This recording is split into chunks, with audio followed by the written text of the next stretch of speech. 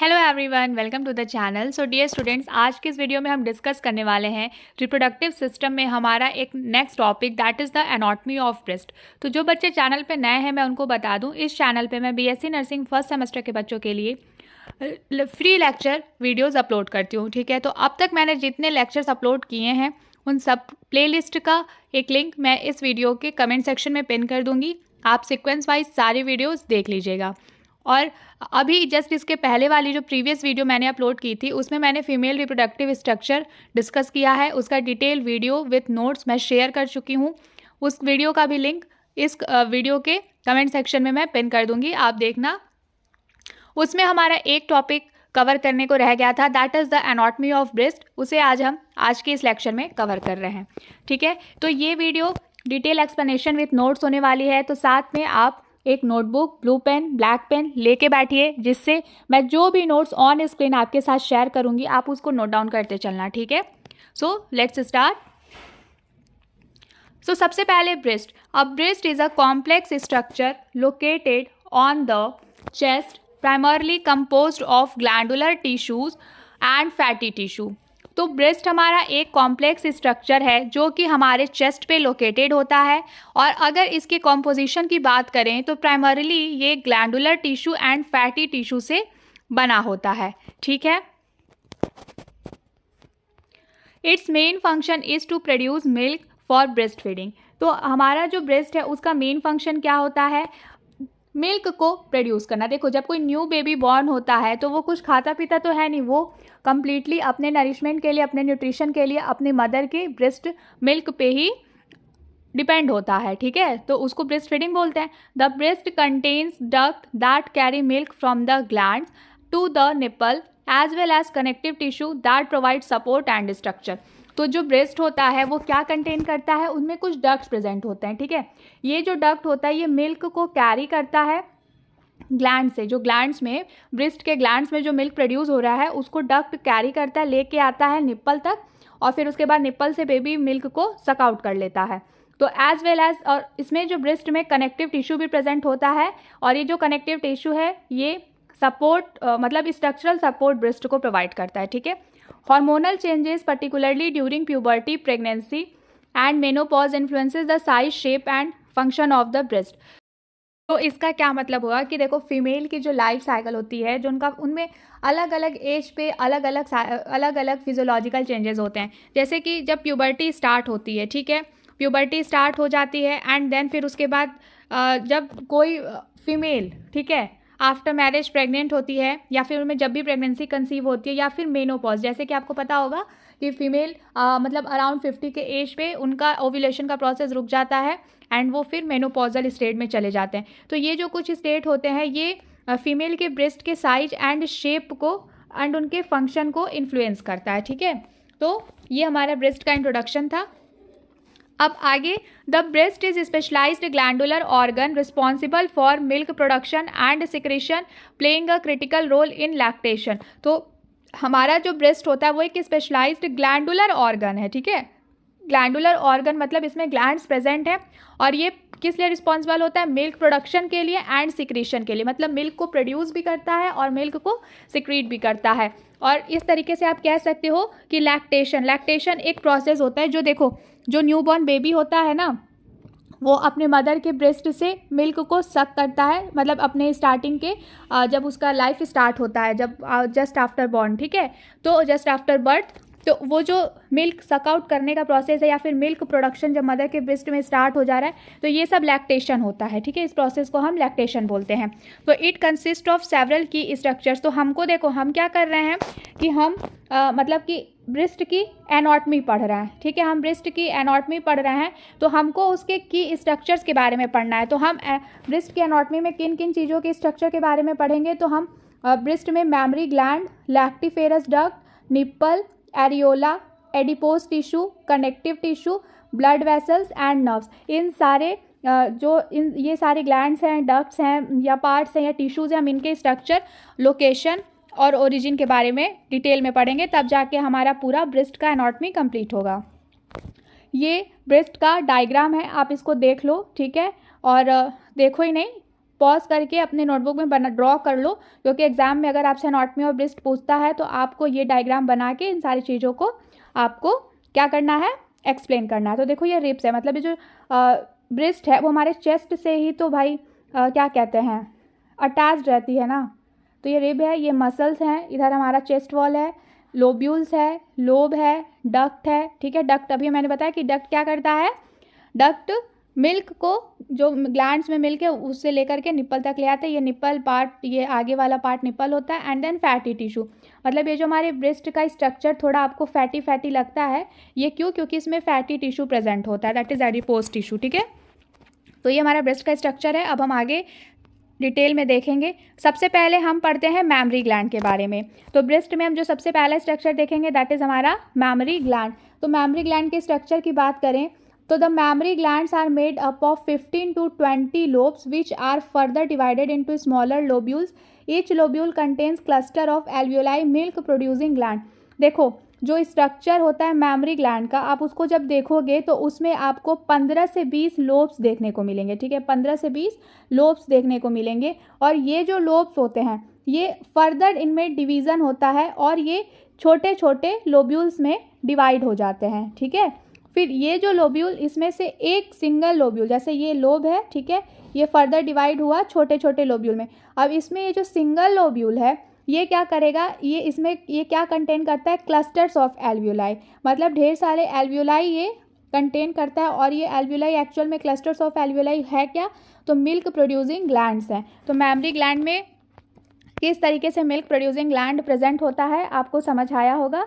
And अब इसके location की हम बात करें तो mammary gland are located within the breast. तो भाई देखो हम ब्रेस्ट का स्ट्रक्चर पढ़ रहे हैं तो ऑब्वियस सी बात है कि ये जो मैमरी ग्लैंड है ये हमारे ब्रेस्ट में ही रहता है, ठीक है। Extending from the clavicle collar bone to the inframammary fold below the breast and from the sternum to the axilla armpit. ये इसका कुछ लोकेशन है। ये शुरू कहाँ से होता है, क्लैविकल, जो हमारी कॉलर बोन होती है जिसको आप ब्यूटी बोन के नाम से भी जानते हो, वहाँ से लेकर के इंफ्रामैमरी फोल्ड ब्रेस्ट के बिलो, मतलब हमारा जो ब्रेस्ट का निचला भाग, मतलब इसके बिलो तक, ठीक है। And from sternum to the axilla, इधर आपका जो एक्जिला वाला पार्ट होता है, आर्म पिट जिसको बोलते हैं, स्टर्नम से लेके एक्जिला तक इस तरीके से इसका लोकेशन एक्सटेंड हुआ रहता है, ठीक है। आपको कहाँ कहाँ देखने को मैमरी ग्लैंड मिलेगा, मतलब जब आप एनाटॉमी अभी आपको सब इमेजिन करके पढ़ना है, क्योंकि आपको डाइसेक्शन वगैरह तो दिखाया नहीं जा रहा है। अगर डाइसेक्शन दिखाया जाता तब आपको पता चलता है कि अच्छा ये मैमरी ग्लैंड है, ये इस टिश्यू में प्रेजेंट है, ये इस स्ट्रक्चर के अंडर प्रेजेंट है। तो अभी जस्ट आपको ये स्टेटमेंट सुनना है, समझना है, नोटबुक में लिखना है, याद करना है और इसको इमेजिन करके समझना है, ठीक है, कि अच्छा ये इसका ऐसे लोकेशन है, फंक्शन है। अब हम इसके फंक्शन की बात करें तो दीज ग्लैंड्स प्रोड्यूस मिल्क। आप देखो फंक्शन में, फंक्शन का क्या मतलब है कि हम मैमरी ग्लैंड का यहाँ पे क्या देख ले रहे हैं, फिजियोलॉजी। तो अगर आपसे एग्ज़ाम में एनाटॉमी के साथ साथ मान लो फिजियोलॉजी ऑफ ब्रेस्ट पूछ लेगा तो मैमरी ग्लैंड का फंक्शन, फिर आगे जितने भी चीज़ें पढ़ाऊंगी सबका फंक्शन जो है सिर्फ वो ही आप लिख दोगे तो वो आपका फिजियोलॉजी का पार्ट हो जाएगा, ठीक है। फिर these glands produce milk after child birth influenced hormonal changes during pregnancy and lactation. देखो जब कोई फीमेल प्रेग्नेंट होती है, ठीक है, तो उसमें कुछ हार्मोनल चेंजेस स्टार्ट हो जाते हैं, ठीक है। और फिर जब वो मतलब चाइल्ड बर्थ का टाइम आ जाता है तो मिल्क प्रोड्यूस होना स्टार्ट हो जाता है, दैट इज़ लैक्टेशन। तो इस तरीके से जो मैमरी ग्लैंड है ये क्या करता है, मिल्क को प्रोड्यूस करता है जब बेबी डिलीवर हो जाता है। और ये सब कैसे होता है, क्योंकि प्रेगनेंसी जब होती है मदर में तभी से कुछ हार्मोनल चेंजेस स्टार्ट हो जाते हैं। ये हार्मोनल चेंजेस टाइम के साथ होते रहते हैं और फिर जब फाइनली बेबी चाइल्ड बर्थ होता है, जब बेबी का बर्थ होता है तो lactation means milk production start हो जाता है। Then lactiferous duct. देखो थोड़ा मैं आपको एक चीज़, मान लो अगर आपसे एनाटॉमी पूछेगा तो आपको तो स्ट्रक्चर, लोकेशन, फंक्शन सब, लेकिन अगर आपसे फिजियोलॉजी ऑफ ब्रेस्ट पूछ लेता है तब आप कैसे लिखोगे। तो देखो फिजियोलॉजी ऑफ ब्रेस्ट में आपको क्या करना है, जस्ट ये इसका इंट्रोडक्शन लिखोगे, ये सारे चीज़ें लिखोगे एंड देन जो जैसे मैमरी ग्लैंड का फंक्शन, ठीक है, लैक्टिफेरस डक्ट का फंक्शन, ये जो फंक्शन वाला पॉइंट है ये इसकी फिजियोलॉजी है। तो सारी जो 7 पॉइंट्स मैं आपको डिस्कस करूँगी सबका, उन 7 पॉइंट्स को मेंशन करके जस्ट उसका फंक्शन आप लिख दोगे तो वो आपका फिजियोलॉजी का आंसर हो जाएगा। और अगर एनाटॉमी में पूछता है तब तो जैसे मैं डिटेल में पढ़ा रही हूँ वैसे आपको लिखना होगा।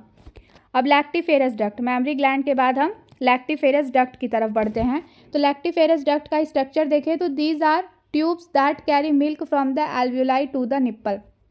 जो लैक्टिफेरस डक्ट होते हैं ये ट्यूब्स होते हैं बेसिकली, जो मिल्क कैरी करते हैं एल्व्यूलाई से लेकर के निप्पल तक, ठीक है। एल्व्यूलाई से निप्पल तक मिल्क लाने का काम कौन करता है? Lactiferous duct. Each lobe has its own duct that converges towards the nipple.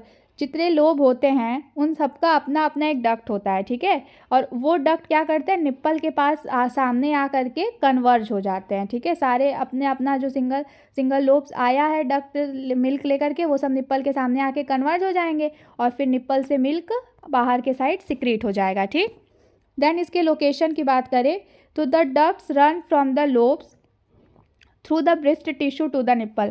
तो इसका लोकेशन कहाँ कहाँ होता है? लोब से स्टार्ट होता है एंड पूरे ब्रेस्ट टिश्यू और निप्पल तक फैला होता है, ठीक है। देन फंक्शन, तो lactiferous ducts transport milk produced in the alveoli to the nipple during breast feeding. जो मिल्क एल्व्यूलाई, मतलब देखो लैक्टिफेरस डक्ट का क्या काम है कि जो एल्व्यूलाई में मिल्क प्रोड्यूस हो रहा है उस मिल्क को निप्पल तक लेके जाना, ब्रेस्ट फीडिंग, जब बेबी ब्रेस्ट फीड कर रहा होता है, ठीक है, जिसको स्तनपान भी बोलते हैं, जब बच्चा दूध पी रहा होता है तो उस टाइम पे लैक्टिफेरस डक्ट का क्या काम रहता है? एल्व्यूलाई में जो मिल्क सिक्रीट हुआ, जो प्रोड्यूस हुआ है उस प्रोड्यूस्ड मिल्क को निप्पल तक ले जाए, ताकि जब बेबी अपने मम्मा के निप्पल से जब मिल्क को सक करेगा तो उसको मिल्क ईजिली अवेलेबल हो पाए, ठीक है। देन निप्पल, तो स्ट्रक्चर की बात करें तो nipple is a protruding structure located at the centre of the breast. It contains several small opening for the lactiferous duct. तो देखो इसको मान लो ये हमारा ब्रेस्ट है, ठीक है। इसमें ये जो बल्जिंग पार्ट होता है इसको हम निप्पल बोलते हैं और इसमें थोड़े छोटे छोटे ना ओपनिंग्स होते हैं जो क्या होते हैं कि ये लैक्टिफेरस डक्ट ताकि अपना काम इजीली कर पाए, क्योंकि भाई जब लैक्टिफेरस डक्ट मिल्क लेके आएगा तो मिल्क को निकलने के लिए रास्ता तो होना चाहिए ना, तो इसलिए इसमें बहुत स्मॉल छोटे ओपनिंग्स होते हैं। अब इसके लोकेशन की बात करें तो position centrally on the breast के सेंटर रीजन में इसका पोजीशन होता है, usually on the 5th intercostal space. अगर जो 5वां इंटरकोस्टल स्पेस होता है उस पर इसका लोकेशन होता है, ठीक है। फंक्शन की बात करो तो nipple allows the release of milk and contains numerous sensory nerves important for the breast feeding process. देखो इसमें बहुत सारे सेंसरी नर्व्स होते हैं। नर्व्स का क्या काम होता है? मैसेज ले आना, मैसेज ले जाना। तो जब बेबी सक करेगा तो मैसेज कहीं ना कहीं भेजना है ना कि हाँ भाई और मिल्क प्रोड्यूस होना चाहिए। तो इस तरीके से इसका न्यूरो सेंसरी वर्क भी होता है, फंक्शन भी होता है। साथ ही साथ निप्पल का क्या काम है? उसमें से मिल्क रिलीज हो रहा है, इसका मतलब मिल्क को रिलीज कराना, ठीक। अब हम एरियोला की तरफ बढ़ते हैं तो इसके स्ट्रक्चर की बात करो तो the areola is a pigmented area surrounding the nipple. तो देखो जब ब्रेस्ट में ये जो निप्पल होता है इसके सराउंडिंग में एक थोड़ा ब्लैकिश या कह सकते हो ब्राउनिंग स्पॉट जैसा होता है, ठीक है। उस वाले पोर्शन को एरियोला बोलते हैं। इट कंटेन्स सिबेशियस ग्लैंड, ठीक है। मोंटगोमेरी ग्लैंड, ये क्या होता है कि ये एक सिबेशियस ग्लैंड कंटेन करता है जिसको मोंटगोमेरी ग्लैंड्स बोलते हैं, ठीक है। और इसका क्या काम करता है? ये जैसे कि मान लो ये निप्पल्स या फिर अब पूरे ब्रेस्ट को ड्राई होने से बचाता है। सिबेशियस ग्लैंड का क्या काम है? ऑयल सिक्रेट करना। जहाँ भी ये प्रेजेंट होगा ये वहाँ के मॉइस्चर को मेंटेन रखेगा, उसको लुब्रिकेट रखेगा। तो ये निप्पल को मतलब कि प्रोटेक्ट करता है, उसके लुब्रिकेशन को बनाए रखता है ब्रेस्ट फीडिंग के दौरान।